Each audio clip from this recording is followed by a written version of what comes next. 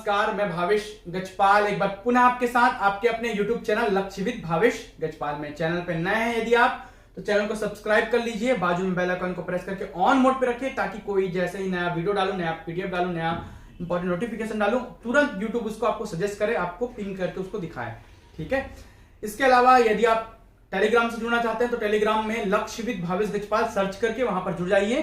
ठीक है। वहां पर आपको इसके नोट्स वगैरह भी उपलब्ध हो जाएंगे। तो आज हमारा इंग्लिश का नया टॉपिक है जिसमें आज हम इंग्लिश का लेक्चर नंबर 11 करने वाले हैं, वॉइस का पार्ट 2। यदि आपने वॉइस का पार्ट 1 नहीं देखा है तो बहुत जरूरी है, क्योंकि इसमें मैं एमसीक्यू क्वेश्चन शामिल किया हूं, उसको सॉल्व कराऊंगा, जैसे कि आप आगे देखेंगे। तो एमसीक्यू सॉल्व करने से पहले आपको ये जैसे एग्जाम्स में आए हुए एमसीक्यू है, ठीक है, तो आपको पूरे वॉइस अच्छे से याद होने चाहिए, इसलिए इसका पार्ट 1 देख लेंगे, है ना। वीडियो के एंड में आपको उसका लिंक मिल जाएगा, तो डिस्क्रिप्शन प्लेलिस्ट में चले जाइए इंग्लिश में, ठीक है, वहां पर आपको इसका सॉल्यूशन पार्ट 1 का मिल जाएगा, वीडियो मिल जाएगा। तो पार्ट 1 पहले देखिए, उसके बाद पार्ट 2 में आइए, क्योंकि हम पढ़ रहे थे, ठीक है, कुछ विशेष प्रकार के पैसिव वॉइस बनाने के नियम, जिसमें हमने इंट्रोगेटिव को देखा और अब हम देख रहे हैं इंपेरेटिव सेंटेंसेस को। ठीक है। तो इंपेरेटिव सेंटेंसेस के इंट्रोगेटिव कैसे बनाए जाते हैं, ठीक है। तो आज्ञा या ऑर्डर सूचक इंपेरेटिव सेंटेंसेस, ठीक है, अगर ये एक्टिव फॉर्म है, मतलब जिसे हम टेंस का फॉर्म बोलेंगे, ठीक है, तो टेंस का फॉर्म क्या होता है, bring a glass of water, ये आज्ञा सूचक ऑर्डर देने वाले इंपेरेटिव सेंटेंस है, ठीक है, आज्ञा सूचक वाले। ठीक है। दूसरा है ओपन द डोर, ये क्या है, टेंस का एक्टिव फॉर्म में है, bring a glass of water, open the door. अगर ऐसे आज्ञा सूचक सेंटेंस है, ठीक है, तो उनको पैसिव बनाना है, पैसिव फॉर्म कन्वर्ट करना है, तो ये इसका रूल होता है। इनको पैसिव बनाते समय लेट से प्रारंभ करते हैं, फिर नाउन का उपयोग करते हैं, फिर बी का उपयोग करते हैं, फिर वर्ब का थर्ड फॉर्म उपयोग करते हैं। लेट, नाउन, बी, वर्ब का थर्ड फॉर्म याद रखेंगे। तो bring a glass of water, let, a glass of water क्या है, संज्ञा है, नाउन है, तो उसको हम ला लेंगे सामने। तो लेट के बाद a glass of water, let noun, उसके बाद लगाएंगे बी, वर्ब का थर्ड फॉर्म, ब्रिंग क्रिया है, ब्रिंग ब्रॉट, ब्रॉट, ठीक है, तो ब्रॉट हो जाएगा इसका वर्ब का third form. Let a glass of water be brought, ठीक है, ये इसका पैसिव फॉर्म हो जाएगा। वैसे ही ओपन द डोर बहुत बार पूछा गया है, हर दूसरे तीसरे एग्जाम में व्यापम वगैरह के देख चुके हैं आप, है ना। पूरे एग्जाम्स के क्वेश्चन आगे शामिल किया हूं मैं, करवाऊंगा बारी बारी से। Let the door be opened, let the door क्या है, नाउन है, डोर संज्ञा है ना, बी और ओपन का ओपन वर्ब का थर्ड फॉर्म, तो late the door be open. इस प्रकार इसका हम पैसिव बनाते हैं। इसी प्रकार अगला जो इंपेरेटिव सेंटेंस है वो प्रार्थना वाला है ना।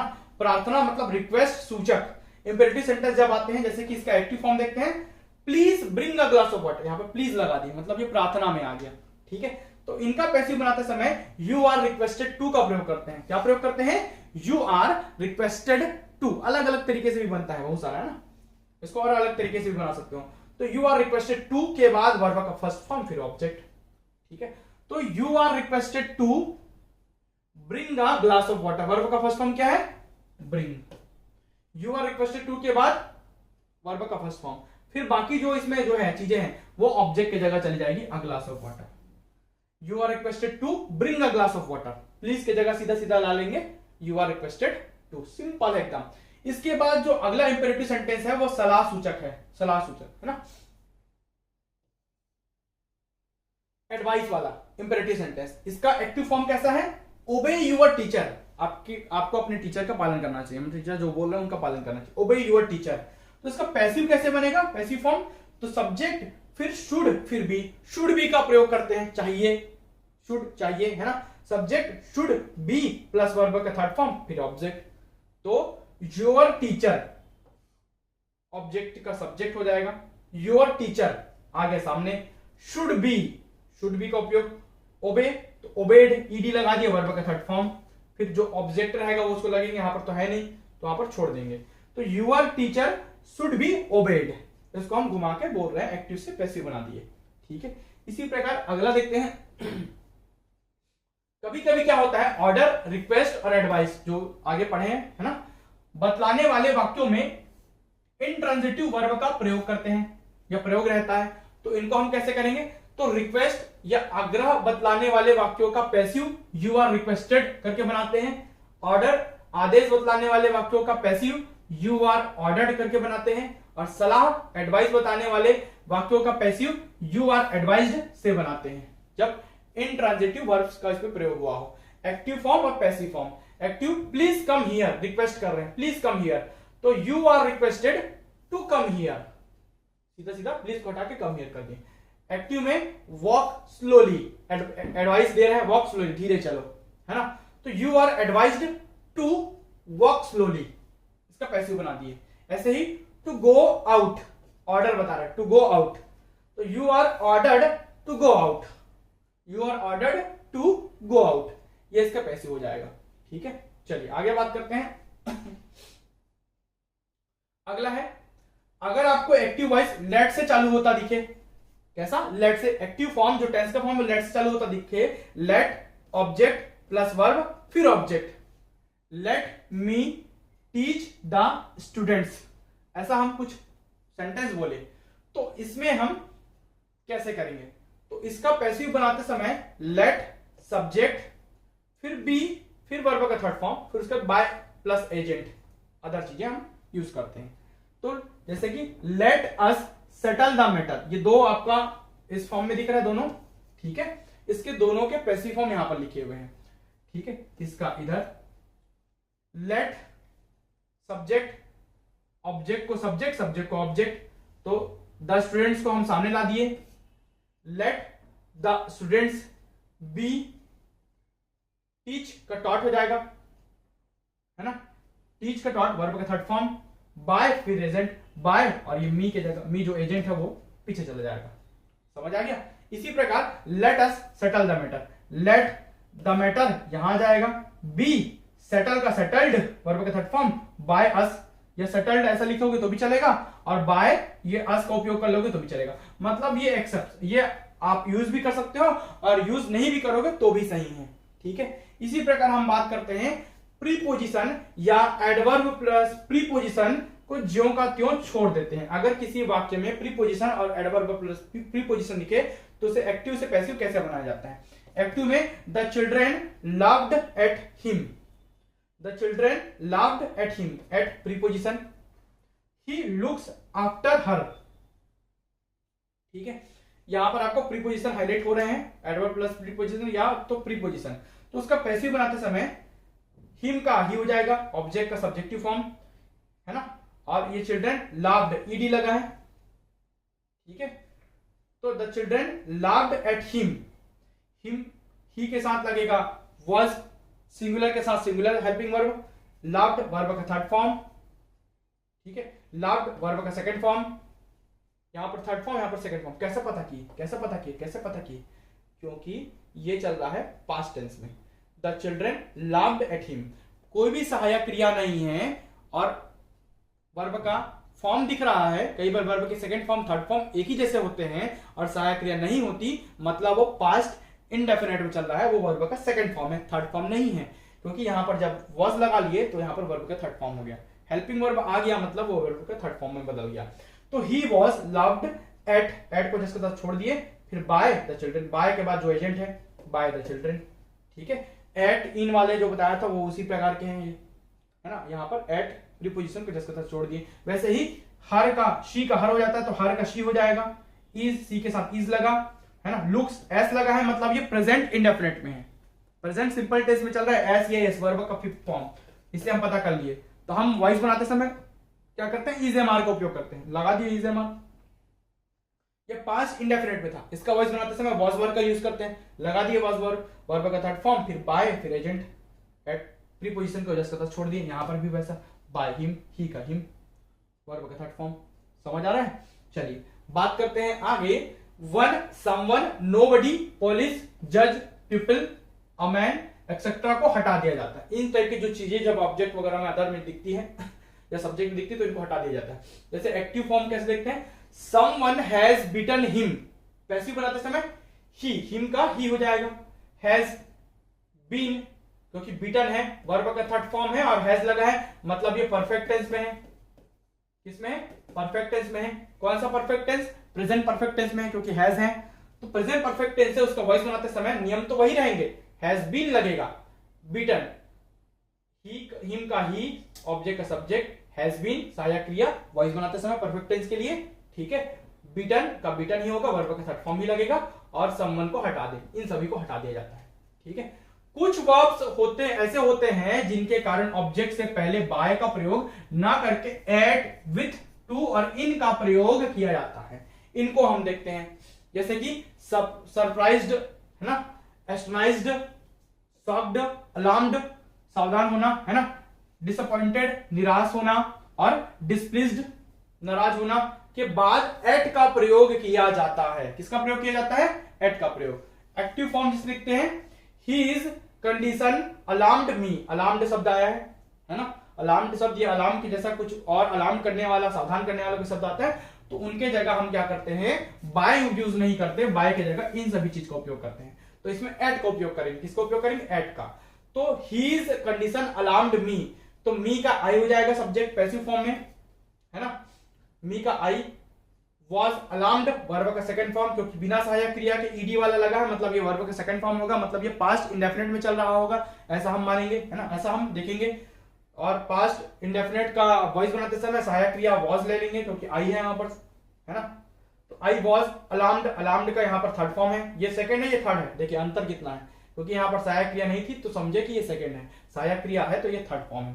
At his condition, at his condition, क्योंकि ये वॉइस बन रहा है पैसिव में, एट हिज कंडीशन, यहाँ पर बाय ना लिखकर एट लिखे हैं, और ये हिज कंडीशन जो है, ये जो सब्जेक्ट था वो ऑब्जेक्ट की जगह चला गया, समझ गए, ऑब्जेक्ट सब्जेक्ट की जगह, सब्जेक्ट ऑब्जेक्ट की जगह, अलार्म्ड वर्ब का थर्ड फॉर्म, है ना, एक सहायक क्रिया, बाय ना लिख के एट लिखे हैं, क्योंकि यहाँ पर अलार्म्ड शब्द का यूज हुआ, इन सभी शब्द का जब उपयोग हो तो बाय की जगह एट लगाएंगे। उसी प्रकार दूसरा रूल बोलता है, नॉन और ऑब्लिक्ड मतलब अनुग्रहित होना के बाद टू का प्रयोग करते हैं, बाय की जगह बाय का प्रयोग नहीं होता है, किसका प्रयोग होता है? टू का प्रयोग होता है। Active form I know him, passive form he is known to me, him का ही, आई का मी, नो का नोन, थर्ड फॉर्म ही के साथ इज लगा, ठीक है, ही के साथ क्या लगा? इज लगा, सहायक क्रिया, he is known to me, ठीक है, टू का हम प्रयोग करें क्योंकि यहां पर नोन का शब्द का प्रयोग करें, तो बाय की जगह हम क्या प्रयोग करेंगे?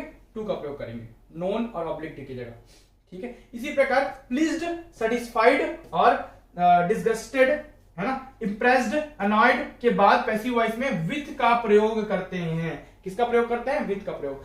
बाय का प्रयोग इसमें भी नहीं किया जाता, विथ का प्रयोग करेंगे। For example active form, your honesty has pleased me, तो मी का I, I, honesty has, pleased verb का थर्ड फॉर्म, प्रेजेंट परफेक्ट में चल रहा है, प्रेजेंट परफेक्ट का वॉइस बनाते समय, पैसिव बनाते समय हैज या हैव बीन का प्रयोग करेंगे, तो यहां पर हैव बीन लगा है, ठीक है, वर्ब का third form pleased, with by की जगह विथ प्रयोग करेंगे, क्योंकि यहां पर प्लीज्ड शब्द का उपयोग हुआ है, इन शब्दों के लिए हमेशा विथ का प्रयोग करते हैं, बाय की जगह यूर ऑनेस्टी, सब्जेक्ट का ऑब्जेक्ट हो गया, ठीक है। चलिए अगला लास्ट रूल बोलता है, इंटरेस्टेड, है ना, कंसिस्टेड और कंटेंट के बाद पैसिव वॉइस बनाते समय इन का प्रयोग करते हैं, बाय का प्रयोग नहीं होता, इन का प्रयोग होता है।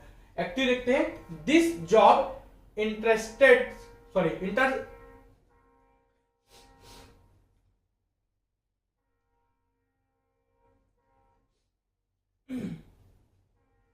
देखते हैं, दिस जॉब इंटरेस्टेड्स मी, ठीक है, इंटरेस्टेड्स मी, तो पैसिव बनाते समय क्या करेंगे?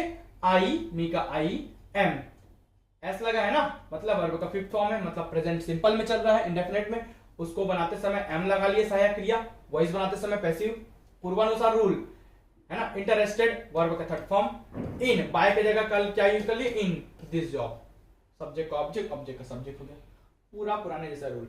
अब बात करते हैं प्रश्नों की, जो कि सीजीपीएससी और सीजी व्यापम के एग्जाम्स में आए हुए हैं। पुराना वीडियो देखिए, वॉइस का पार्ट नंबर 1, उसके बाद ये वीडियो देखिए, पूरा प्रश्न ऐसे ही बनेगा। The principal kept the staff members waiting, choose the correct alternative to change above sentence in passive voice, passive voice में बदलना है ना। तो हमारा क्या होगा भाई? सब्जेक्ट को ऑब्जेक्ट, ऑब्जेक्ट को सब्जेक्ट करना होगा, ठीक है। The principal kept the staff, the staff यहां पर ऑब्जेक्ट है, द प्रिंसिपल यहां पर सब्जेक्ट है, ठीक है। स्टाफ मेंबर्स वेटिंग, तो द स्टाफ सामने आ गया, द स्टाफ मेंबर्स सामने आ गया, ठीक है। कीप, केप्ट, केप्ट, केप्ट यहां पर वर्ब का सेकंड फॉर्म भी होता है, थर्ड फॉर्म भी होता है। सेकंड कैसे पता किए, क्योंकि यहां पर सहायक क्रिया नहीं है, मतलब ये पास्ट इंडेफिनेट का है, मतलब ये वर्ब का सेकंड फॉर्म है, क्योंकि ये पास्ट टेंस में चल रहा है। केप्ट, सेकंड भी वही है, थर्ड भी वही है। पता कैसे करना है, सहायक क्रिया नहीं होता है पास्ट टेंस में, पास्ट इंडेफिनेट सेंटेंस में सहायक क्रिया नहीं होता है, मतलब ये वर्ब का सेकंड फॉर्म है। इसलिए हमको जब वॉइस बनाते समय, पैसिव बनाते समय या तो वॉस का यूज करेंगे या तो वर का यूज करेंगे, क्योंकि बिना हेल्पिंग वर्ब के वॉइस नहीं बनता है। तो वॉज या वर में से, क्योंकि द स्टाफ मेंबर्स बहुवचन है, वर प्लूरल हेल्पिंग वर्ब है, तो प्लूरल अगर सब्जेक्ट है तो प्लूरल हेल्पिंग वर्ब यूज होगा। अगर सिमिलर होगा, एक स्टाफ रहता तो वॉज लगता, बहुत सारे स्टाफ है इसलिए वर लगा है। इसके बाद हम लोग लगाएंगे वर्ब का थर्ड फॉर्म। थर्ड फॉर्म भी यही है, सेकंड भी यही है। थर्ड कैसे पता चला, अब हम सहायक क्रिया लगा दिए हैं, ठीक है। वेटिंग वर्ब का फोर्थ फॉर्म, वेटिंग आईएनजी लगा है, ठीक है।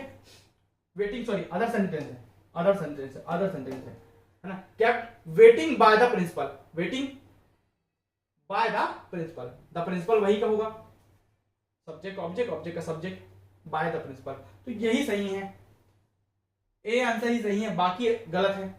The staff members were waiting for the principal, for the principal, by the principal. लेकिन यहां पर क्या लगा, बिंग लगा है।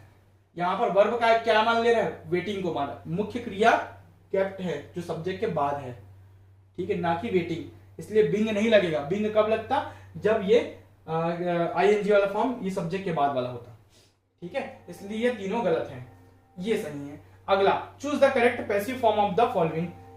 Irfan will pass the message, will past indefinite चल रहा है, ये सॉरी फ्यूचर इंडेफिनेट चल रहा है, ये विल लगा है। इसका द मैसेज सामने आ जाएगा, द मैसेज सामने आ जाएगा, द मैसेज, ठीक है।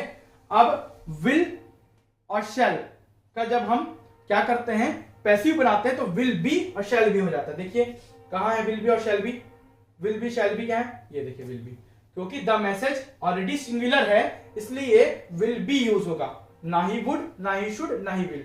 तो तीनों ही तो गलत हो गया, सहायक क्रिया में ही पकड़ा गया, इसका आंसर सही ये होगा। ये देखिए will be passed by Irfan, खत्म। विल बी यही सहायक क्रिया से ही आपको पकड़ा गया, पैसिव बनाते समय विल के साथ विल बी लगता है, और ये द मैसेज सिंगुलर है इसलिए विल बी लगेगा, ना कि शैल बी। तो यहीं से पकड़ा गया इसका वॉइस। चलिए अब हम देखते हैं क्वेश्चन नंबर 3 को। तो क्वेश्चन नंबर 3 में क्या लिखा हुआ है, Mona was writing a letter to her father, ठीक है। इसका हमको बनाना है पैसिव फॉर्म। तो सबसे पहले सेंटेंस पढ़ लीजिए, Mona was writing. Was writing मतलब ये पास्ट कंटिन्यूअस में चल रहा है, क्योंकि वॉज लगा हेल्पिंग वर्ब और आईएनजी फॉर्म है वर्ब का फोर्थ फॉर्म, मतलब ये पास्ट कंटिन्यूअस में चल रहा है। ये आपका अ लेटर आपका ऑब्जेक्ट है, मोना आपका सब्जेक्ट है। तो अ लेटर खोजिए, सबसे पहले चारों में अ लेटर है ना। उसके बाद वॉज राइटिंग, पास्ट कंटिन्यूअस का जब भी हम पैसिव फॉर्म बनाते हैं तो आईएनजी को हटाने के लिए बिंग लगा देते हैं, और वॉज बिंग सहायक क्रिया तो इसमें है, तो वॉज बिंग खोज लीजिए, क्योंकि अ लेटर एक सिंगुलर है, सिंगुलर के साथ सिंगुलर सहायक क्रिया, मतलब वॉज के साथ वॉज बिंग लगेगा अ लेटर के साथ। तो वॉज बिंग किसमें है, इसमें है केवल, यही आंसर है वॉज बिंग। सीधा सीधा से देखिए, आईएनजी फॉर्म को हटाने के लिए राइट का हो जाएगा रिटर्न, वर्ब का third form bye Mona, Mona का मोना ही रहा है, टू हर फादर तो अदर चीजें हैं, ठीक है। इस प्रकार इसका आंसर ए आएगा। Choose the passive form of, देखिए समवन किल्ड द स्नैक, अभी पढ़ाया हूं समवन वाला, समवन क्या हो जाएगा, विलोप हो जाएगा, खत्म हो जाएगा, ठीक है। द स्नैक यहां पर सब्जेक्ट बन जाएगा, द स्नैक देखिए सब में है ना। किल्ड, किल्ड मतलब ये वर्ब का सेकंड फॉर्म चल रहा है, क्योंकि इसमें कोई भी सहायक क्रिया यूज नहीं हुई है, मतलब वॉज का प्रयोग करेंगे हम। किसमें प्रयोग करेंगे, वर्ब का सेकंड फॉर्म है, मतलब प्रेजेंट पास्ट इंडेफिनेट है, पास्ट इंडेफिनेट से पैसिव बनाने के लिए हम क्या यूज करते हैं, सहायक क्रिया वॉज या वर का यूज करते हैं, क्योंकि द स्नैक सिंगुलर है इसलिए वॉज हेल्पिंग वर्ब सहायक क्रिया का यूज करेंगे was. The snake was killed, verb का थर्ड फॉर्म भी क्या होगा, किल्ड होगा, वर्ब का सेकंड फॉर्म भी किल्ड, वर्ब का थर्ड फॉर्म भी किल्ड, और जो समवन है वो हट जाएगा, तो इस प्रकार इसका आंसर होगा बी। अगर देखते हैं, the principal read the report, read the report, ये वर्ब का फर्स्ट सेकंड और थर्ड तीनों फॉर्म जो होता है वो रीड ही होता है, रीड रीड रीड। लेकिन यहां पर ये वर्ब का सेकंड फॉर्म है, क्योंकि यहां पर कोई भी सहायक क्रिया नहीं है, और प्रिंसिपल ने रिपोर्ट पढ़ी ऐसा बोल रहा है, मतलब वो था वाला में चला गया, पास्ट टेंस में चला गया, इसलिए द रिपोर्ट यहां पर ऑब्जेक्ट सब्जेक्ट है, ऑब्जेक्ट सब्जेक्ट बन जाएगा, द रिपोर्ट्स आ जाएगा, ठीक है। और वर्ब के सेकंड फॉर्म के लिए मतलब पास्ट इंडेफिनेट है, पास्ट इंडेफिनेट के लिए हेल्पिंग वर्ब जब वॉइस बनाते समय पैसिव बनाते समय लगेगा वॉज है वर, द रिपोर्ट जो है वो सिंगुलर है इसलिए वॉज लगेगा। क्या लगेगा सहायक क्रिया वॉज, तो द रिपोर्ट वॉज खोजो ये was, the report was, read का रीड बाय द प्रिंसिपल, यही सही आंसर होगा। ठीक है, कितना आसान है वॉइस बनाना, सब क्वेश्चन बनेगा। यदि आप पूरी इंग्लिश की क्लासेस ज्वाइन करना चाहते हैं तो दिए गए नंबर पर आप मुझसे व्हाट्सएप करके संपर्क कर सकते हैं। पूरी इंग्लिश की क्लासेस विद पीडीएफ नोट्स ऐसा ही सॉल्व कराया हुआ हूं मैं। आगे बात करते हैं, they have painted the house, तो द हाउस यहां पर सब्जेक्ट बन जाएगा, हैव पेंटेड मतलब हैव लगा है, वर्ब का थर्ड फॉर्म लगा है, मतलब ये प्रेजेंट परफेक्ट टेंस है। प्रेजेंट परफेक्ट टेंस का जब हम पैसिव बनाते हैं तो परफेक्ट टेंस में हेल्पिंग वर्ब के साथ लग जाता है बीन, तो द हाउस एक सिंगुलर है तो हैज बीन लगेगा, सिंगुलर है ना, सिंगुलर के साथ सिंगुलर हेल्पिंग वर्ब है हैज और उसके साथ लग जाएगा बीन, तो हाउस हैज बीन, देखिए हैज बीन किसमें है, इसमें है, यही सही आंसर है। The house has been painted verb का थर्ड फॉर्म बाय, दे का हो जाएगा देम, दे का ऑब्जेक्टिव फॉर्म क्या होता है देम। इसी प्रकार the active voice for the sentence, इसके लिए ये जो है क्वेश्चन नंबर 7 ऊपर चला गया है, इसका एक्टिव वॉइस बताना है। ठीक है, तो द बोतल has been opened, has been मतलब ये किसमें चला गया है, परफेक्ट टेंस में चला गया है। परफेक्ट टेंस का क्या है, ये पैसिव फॉर्म है, प्रेजेंट परफेक्ट का पैसिव फॉर्म है क्योंकि हैज बीन लगा है, पैसिव फॉर्म वॉइस है। इसको हम एक्टिव में कन्वर्ट कर रहे हैं, उल्टा कर रहे हैं इस बार। एक्टिव में कन्वर्ट करने के लिए हमको देखना है कि ओपन्ड और बोतल ये किससे मिलता जुलता है, तो परफेक्ट प्रेजेंट परफेक्ट टेंस में सहायक क्रिया क्या होता है, हैज होता है, तो इनमें सब में हैज खोजो, हैज बीन नहीं होगा क्योंकि वॉइस में बस हैज बीन यूज होता है, एक्टिव में नहीं होता, पैसिव में होता है, तो ये गलत है। ठीक है, ये भी गलत है, ये है केवल हैज वाला, तो यही इसका सही आंसर है, केवल हैज वाला, क्योंकि हैज वाला प्रेजेंट परफेक्ट टेंस है, उसका जब वॉइस बनाते हैं पैसिव बनाते हैं तो हैज बीन लग जाता है, तो सी हैज ओपन्ड द बोतल, इसी से बनेगा द बोतल हैज बीन ओपन्ड, ये वाला इसका सही आंसर है। अगला दिया है, they gave the child an injection, transformation of the above sentence into passive, passive बनाना है। ठीक है, पैसिव बनाना है। अब ध्यान दीजिएगा, they gave the child an injection, gave ये वर्ब का सेकंड फॉर्म है क्योंकि बिना यहां पर कोई भी सहायक क्रिया नहीं है, सहायक क्रिया नहीं है तो इसे वर्ब का सेकंड फॉर्म ही मानेंगे, है ना, तो यहां पर गेव गिवन, ठीक है, तो यहां पर गेव वर्ब का सेकंड फॉर्म है। अब इससे मिलता जुलता आप देखिए सेंटेंस, दे का देम दिख रहा है क्या कहीं पर, नहीं दिख रहा है, दे का देम नहीं दिख रहा है, ठीक है, और एन इंजेक्शन से चालू हो रहा है लेकिन चाइल्ड से खत्म हो जा रहा है, तो इससे मिलता जुलता इस प्रकार के जो सेंटेंस होते हैं वो अपवाद होते हैं, इससे मिलता जुलता इसके नजदीकी हम खोजते हैं, तो they gave an injection to the child, ये इसका सही होगा, टू द चाइल्ड से ये बनेगा, देगा तो इससे सिमिलर चीजें इस खोजते हैं। जब हम वॉइस के फॉर्म में खोजने का कोशिश किए तो नहीं बना, तो इसलिए हम खोजे कि इससे similar, they gave an injection to the child, यही इसका सही आंसर होगा, डी वाला, है ना।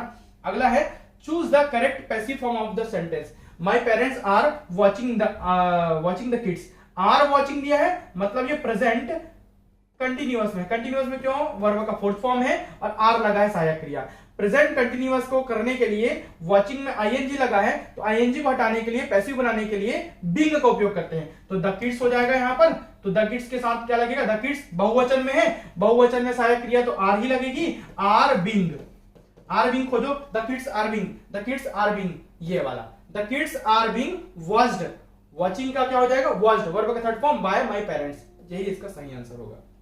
ठीक है, आई होप पूरा इंग्लिश का वॉइस आपको अच्छे से बन रहा होगा, अच्छे से समझ आ रहा होगा। वीडियो में अंत तक बने रहने के लिए बहुत बहुत धन्यवाद। टेलीग्राम चैनल से जुड़े, यदि इंग्लिश की क्लासेस, विशेष क्लासेस, एक्स्ट्रा क्लासेस आपको ज्वाइन करनी है तो आप दिए गए नंबर पर व्हाट्सएप करके मुझसे संपर्क कर सकते हैं। Thank you.